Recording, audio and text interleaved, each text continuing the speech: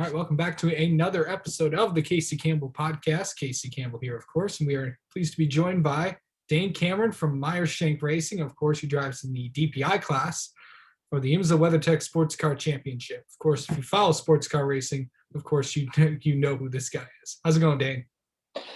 Good, man. Thanks for having me. No problem. Of course, this is nothing new for you. Joining a new team and coming off, I know the Rolex wasn't what you wanted it to be, but what can you take away from that race? Yeah, we just kind of missed a little bit, but in the grand scheme of things, it was always going to be difficult. A really short off season, obviously with 2020 running long with the delays, and then obviously the Meyer-Shank guys making a big transition back from GTD back up to prototypes. Been a few years there, so pretty limited running, all that type of stuff. So but overall, the car ran really flawlessly through the test days that we had, the Rolex as well. So really the boys did a really good job with all that type of stuff, so I'm really proud of them for that effort in a tough transition period there. And really for us, I think just getting our heads around the car still a little bit, the engineering staff, all that type of stuff. So we learned a lot. Unfortunately, we thought we were competitive at different times, and I think just with the way the track changed and some things like that, we just missed a tiny bit of pace. I think to be competing for the podium there at the end, but we have a test coming up, prior to the 12 hours, so still a lot of work to do, just to learn and keep experimenting with the car, get everybody comfortable. But yeah, it's always difficult to open your calendar with that race with the Rolex. Okay, changing teams is not new for you. Of course, you've been with Penske for the last few years, and then before that, Action Express. So you've driven with some successful teams that have won championships, and of course, Meyer-Shank is just another one of those. How are you getting used to that? You also have a new co-driver with Olivia Pla coming over there, and of course, it's similar with Acura, but what changes did you have to go through this year with such a compressed off season? Yeah, it's always different every time you change. And I think in sports car racing, probably more so than IndyCar and NASCAR, the drivers tend to move around a little bit, and you do more one-offs, or the program lengths can be a little bit shorter. You don't get quite as well ever settled or rooted into particular teams. So in this transition in particular, was a little bit different, being that the car was a carryover, and I kind of followed the car to its new home. So where when I joined Penske, it was an all new program, all new cars, teams, more people to get up to speed with sports car racing, with the Penske group, with Juan and that type of thing. So there was a little bit of guiding to do in terms of understanding IMSA racing. Well, now, coming to Meyer-Shank, a team that's really well drilled and won back-to-back GTD titles. So they know how to go racing in IMSA. They know how to win the championship in IMSA. It's more of getting up to speed with a new car. So my role is a little bit different in terms of I'm the only guy who knows the car now. So it's kind of my job to get everybody up to speed and bring my experience and my knowledge of what works, what doesn't. This is kind of how we were doing things, even just little details like the driver changes, stuff like that, and kind of be the guide there a little bit to get everybody up to speed as quickly as we could here in those couple of weeks. And I think a lot of that stuff went pretty well. But yeah, they're complicated cars, and it's very competitive in DPI these days. So you really have to be on your A game. And I think the guys are going to do a really good job. So I'm happy with everything I've seen so far. Everyone's been really great. I feel really comfortable. Yeah, it's just a matter of getting everything right. We got kind of 9 out of 10 things right and missed one. And that's kind of all it takes to go from being in the top 3 to being, P4 and feeling like you just missed a little bit. But yeah, still a long way to go, and it's a long championship. So I think at the start of the year, everybody's focus is always on Daytona. And once Daytona is out of the way, then that sort of shifts to kind of the big picture of winning the championship. So I think that's kind of where everything's headed to at this point. So when you kind of look at, this season, of course, you got another endurance race with Sebring. You have Mid-Ohio coming up, and then you have Detroit and all that. The schedule's so different because, obviously with Long Beach later in the year, what's it, these next upcoming tracks, of course you have Sebring coming up. what, looking at these endurance races, how's that going to work for this team, and what do you think you can fix after Daytona with the 12 hours? Yeah, I think last year the Acura was probably the most competitive that it had been at Sebring in the last couple of years. So I think that's encouraging. Obviously, in sports car land, you always have the nasty BOP letters hanging over. So there's always a little bit at play with that in terms of how competitive you can be or not be. So that that's still to play out to see how things will look for everybody going to Sebring. Um, so I think it'll be probably a little bit easier in terms of we got that one race out of the way. The guys did a good job. They're going to have more confidence and everything. So I think for us, we're just going to continue to improve. So I have high hopes, and for sure at Daytona, I said if we don't win at least one race, I'll be pretty disappointed. So I have a lot of faith in the group that we can do that.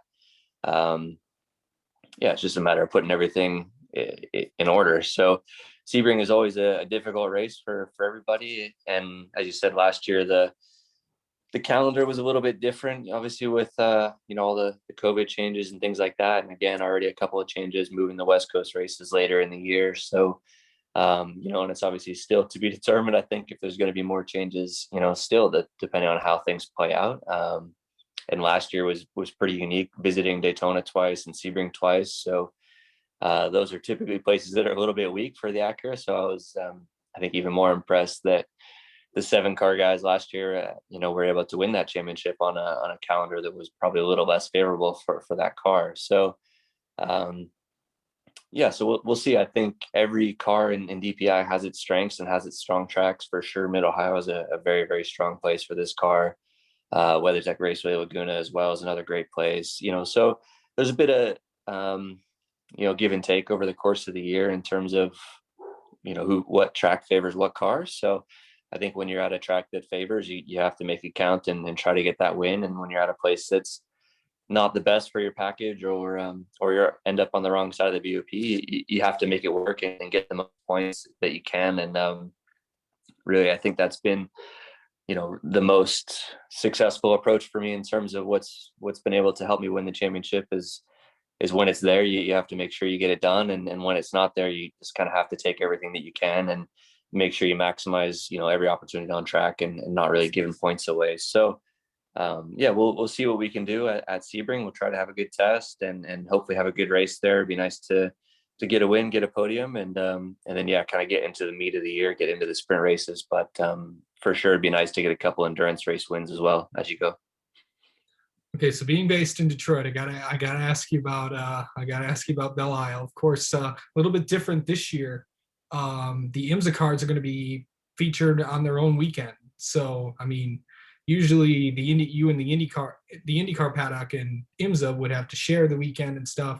But now you guys get your own weekend in the first weekend of June. How's that going to be, and how exciting is that to go back down to the Motor City? I know you've won there before.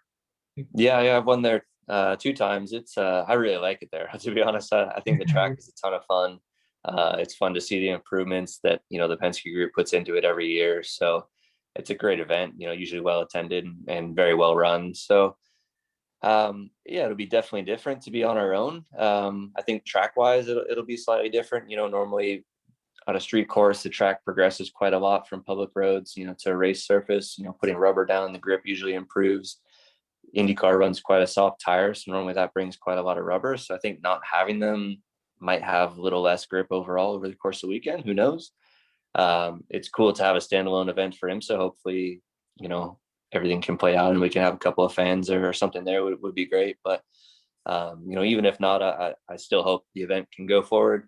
I really missed, going there last year. It's one of my favorites in terms of driving, for a street course. It's really fun, really quick, really big commitment. So, yeah, I really hope that we get a chance to go back. It was fun to win there with Juan on the way to our championship there in 2019. So I hope we get a chance to go back. It'll definitely be a little bit different, probably a little quieter feel, with the weekend split up between IndyCar and IMSA. But yeah, hopefully schedule wise, it works out for everybody. And yeah, definitely, as we tread the waters, everyone's got their fingers crossed for fans every weekend. So we'll see what plays out there as we get a little closer. Yeah. Definitely. Of course, you guys won there. Of course, you're the only driver in the field that's won in, of course, the only prototype, I mean, DPI driver that's won there the last time we were there, of course. I guess that still makes me reigning winner, I champion, or guess, whatever I you guess, want. I guess so, man. Of Take course, it. you have a new teammate with Olivia Pla this year. You've driven with Juan, and of course, you've driven with Eric and several others. What's it like driving with Olivia? It's really good so far. I didn't know him, very well, but he's been around, a lot through prototypes and IMSA the last number of years, and you've always seen how quick he's been. He always seemed like when he was one of the quickest guys in the Mazda every time he was in the car. So I had a lot of respect for him for sure for what he can do. So I knew we would, form a real strong pairing. So he's been really great to work with so far. I think we've been having a lot of fun. He's been getting up to speed in the Acura and understanding it. It's a pretty complex car from the inside in terms of electronics. So, but no, it's all been going really, really well so far. And I think, the two of us are going to really form a strong pairing as we get through the year. Like I said, once everyone gets their bearings on the program a little bit, but yeah, so far so good with that relationship. And I think the two of us are really looking forward to a strong balance of the year here. And the last thing from me, of course, you have Juan. Of course, Juan's going to be back on the for the endurance races. It's kind of like the 6 team just kind of just went to Myers Shank. The drivers went there, and then like the 10 team is like basically the 7 team in a way. What's that? What's it like to have Juan for the endurance race? Of course, you guys were teammates throughout.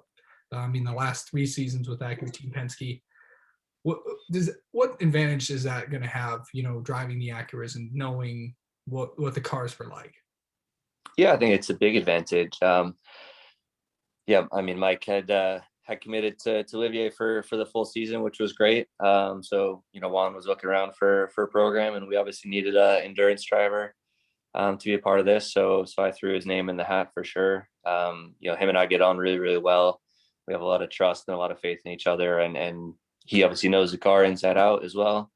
So it was just really easy, really plug and play to get a guy like him that understands everything about the car, understands the type of racing that we're doing, and just jumps in and goes. You don't have to teach him anything about it. So yeah, it was pretty easy fit in terms of that. So that endurance role can be pretty difficult to fill with the right guy. You need somebody who's quick and smart, and can get along and fit and all that type of stuff. And sometimes it can take a little bit of extra drive time and things like this to get those guys comfortable. So I think to have a really strong third guy like him that's just plug and play with what I like and cockpit wise and everything else was pretty easy to do for sure. And obviously brings a ton of speed and experience as well on top of it. So I was really happy to get him for the enduros. And yeah, I think it's going to be a perfect addition, a perfect complement.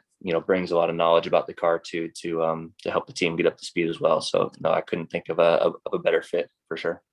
All right, Dane, thank you so much for the time this morning, and nothing like getting up at 8:30 and doing all. No problem, bud. The kids are out of school and all that fun stuff, and yeah, man, house is quiet now. It's on to training for the day. So anytime, bud. Happy to chat.